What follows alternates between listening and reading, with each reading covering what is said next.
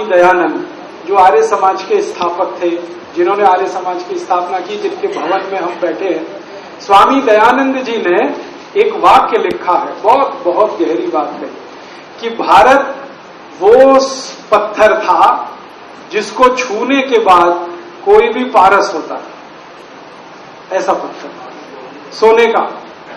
तो स्वामी जी ने ये लिखा है तो ऐसे ही नहीं लिखा, उसके पीछे कोई गहरी बात होगी, क्योंकि स्वामी दयानंद जी के बारे में तो ये बात बिल्कुल निर्विवाद कही जाती है कि वो कोई चीज असत्य नहीं लिखते, असत्य कभी बोला नहीं, असत्य कभी लिखा नहीं, और हमेशा जीवन में दूसरों को उपदेश दिया कि सत्य को ग्रहण करना और असत्य को छोड़ना, उसके लिए हमेशा तैयार हो।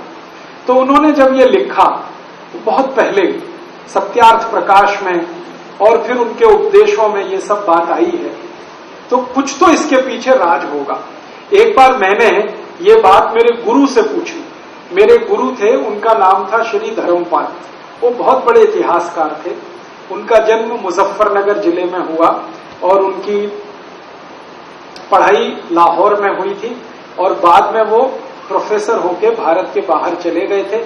लंदन में टेम्स यूनिवर्सिटी में करीब 40 साल उन्होंने पढ़ाया, और कई देशों में वो विजिटिंग प्रोफेसर थे।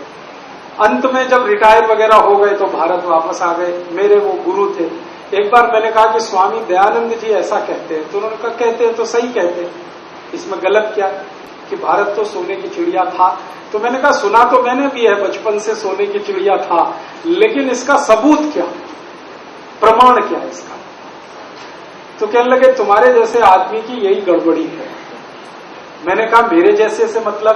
तो उन्होंने कहा जो आधुनिक शिक्षा लेकर निकले हुए लोग हैं ना, इनके जीवन में एक ही गड़बड़ी है कि वो अविश्वास पहले करते हैं, विश्वास बाद में करते हैं।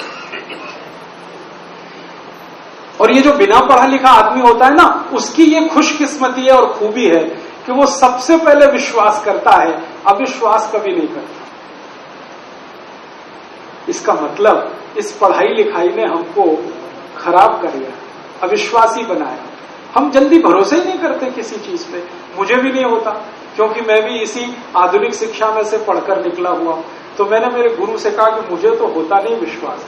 अब आप कहते हैं स्वामी दयानंद ने कहा है, तो मुझे तो प्रमाण दिखाओ। तो उन्होंने कहा अच्छा तुमको प्रमाण चाहिए तो लंदन जाओ। मैं पूछा क्यों, लंदन क्यों? तो उन्होंने कहा सब प्रमाण वहीं पे हैं, भारत के सारे प्रमाण वहां हैं। तो फिर तब से मेरे दिमाग में ये बात बैठ गई, और फिर मुझे लंदन जाने का जब चांस मिला, मौका मिला, तो मैंने वहां वो प्रमाण देखे। लंदन में एक बहुत बड़ी लाइब्रेरी है, house of Commons library. House of Commons माने अंग्रेजों की लोकसभा। तो अंग्रेजों की लोकसभा की सबसे बड़ी लाइब्रेरी है। वहां भारत के बारे में लाखों दस्तावेज है, लाखों की संख्या। और लंदन शहर में और एक दूसरी लाइब्रेरी है, उसको ब्रिटिश म्यूजियम लाइब्रेरी कहते हैं।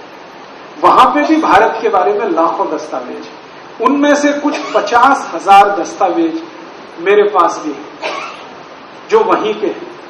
हाउस ऑफ कॉमन्स लाइब्रेरी के हैं, ब्रिटिश म्यूजियम लाइब्रेरी के हैं, थोड़ा सॉर्बोन की एक बड़ी लाइब्रेरी है फ्रांस में, वहां के हैं। ऐसे अलग अलग जगह के कुछ दस्तावेज हैं, संख्या लगभग 50,000 है, लेकिन लाखों में दस्तावेज वहां हैं, जो ये बताते हैं कि भारत कैसा देश था अंग्रेजों के आने के पहले।